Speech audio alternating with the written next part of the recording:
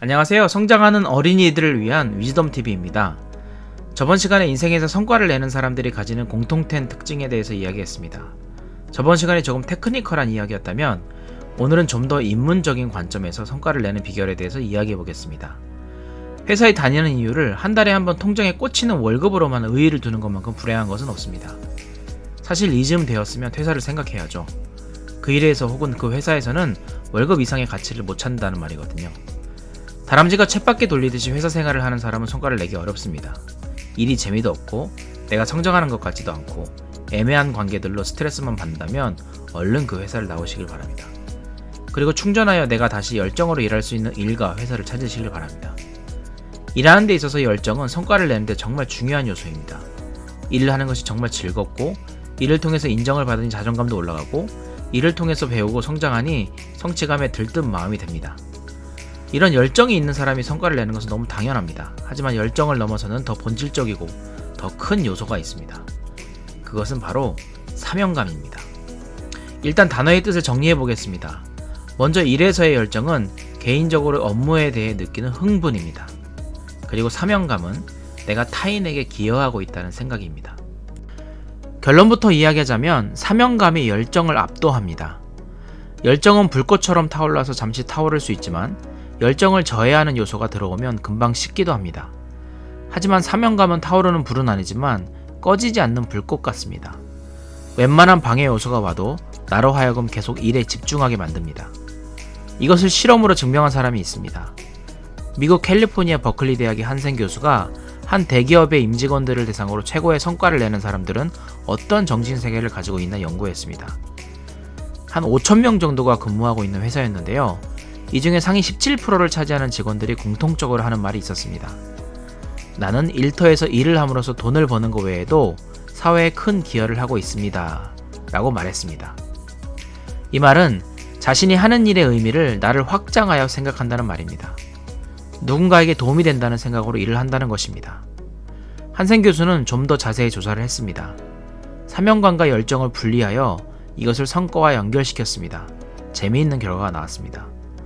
높은 열정을 가지면서 동시에 높은 사명감을 가진 그룹은 당연히 가장 최고의 성과를 내고 있는 그룹이었습니다. 그들은 상위 20%에 속해 회사를 먹여 살리고 있었습니다. 그리고 열정도 사명감도 없는 직원은 하위 10%에 속해서 있는 듯 없는 듯 존재감이 없었죠. 이 두 가지는 너무 예측하기 쉬운 결과였는데 문제는 두 가지 그룹입니다. 사명감은 높은데 열정은 낮은 그룹.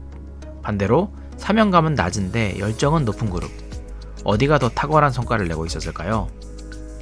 네, 위에서 말한 대로 사명감은 높은데 열정은 낮은 그룹이었습니다. 이들은 상위 36%에 속했습니다. 반면에 열정은 높고 사명감은 없는 그룹은 하위 20%에 속했습니다. 결과에서 볼 수 있듯이 인간의 가장 근본적이고 흔들리지 않는 동기는 내가 누군가에게 기여하고 있다. 내가 쓸모있는 존재다. 내가 누군가를 돕고 있다. 라는 깊은 신념입니다. 참 재미있는 사실입니다. 세상이 파편화된 경쟁 사회이고 남을 이겨야 올라가는 사회라지만 그 미묘한 이기심 뒷면에 이타심이 작용하고 있다는 말이죠. 내가 잘난 사람이 되고 싶고 높은 지위를 가지고 싶고 성공하고 싶다는 좀 더 개인주의 차원의 동기부여는 오히려 지속 가능하지 않을 수 있다는 말입니다. 오히려 이를 통해서 나의 가진 것을 누군가 나눈다는 생각이 역설적이지만 더 큰 성공을 가져온다는 것이죠. 여러분은 자신이 하는 일에 열정을 가지고 계신가요? 일을 할 때 즐겁고 성장한다는 느낌이 있고 매년 오르는 연봉에 성취감을 느끼시나요? 그렇다면 참 다행입니다. 그리고 좀 더 근본적으로 자신의 커리어가 우리 사회에 어떻게 기여하고 있는지 염두하고 일을 하시나요? 아무리 하찮은 일일지라도 마인드셋에 따라서 일을 하는 그 시간의 의미가 달라질 수 있습니다.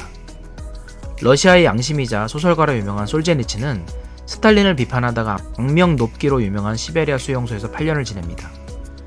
그의 증언에 따르면 비인간적인 수용 생활 중 가장 힘들고 치욕스러웠던 점은 벽돌 옮기기였다고 합니다. 집을 지을 것도 아니고 담을 쌓을 것도 아닌데 벽돌을 이쪽으로 옮겼다가 다시 저쪽으로 옮기고 다시 이쪽으로 옮기는 아무 의미 없는 행동을 반복적으로 할 때 고통스러웠다고 합니다.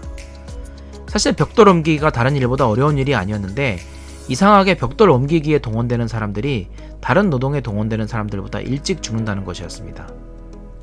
아무 의미 없다고 느끼는 하루하루의 일상이 수용소의 제조들의 몸과 마음을 더 갉아먹었다는 것이죠.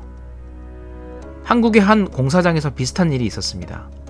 일용직 노동자들이 공사장에서 소장의 지시를 따라서 일이 주어졌습니다. 삽이 한 자루씩 지어지고 소장이 파라고 지시한 곳을 열심히 팠습니다.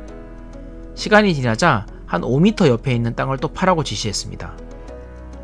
노동자들은 영문을 모르고 일단 열심히 팠습니다. 이러기를 수차례 반복하자 노동자들이 화가 나기 시작했습니다. 그래서 소장에게 따졌습니다. 아니, 아무리 내가 오늘 하루 일하는 일용직이지만 이렇게 무의미한 삽질을 반복하고 싶지는 않소. 왜 자꾸 무의미한 삽질을 시키는 거요? 다른 일을 하면 안 될까요? 그러자 소장이 말했습니다.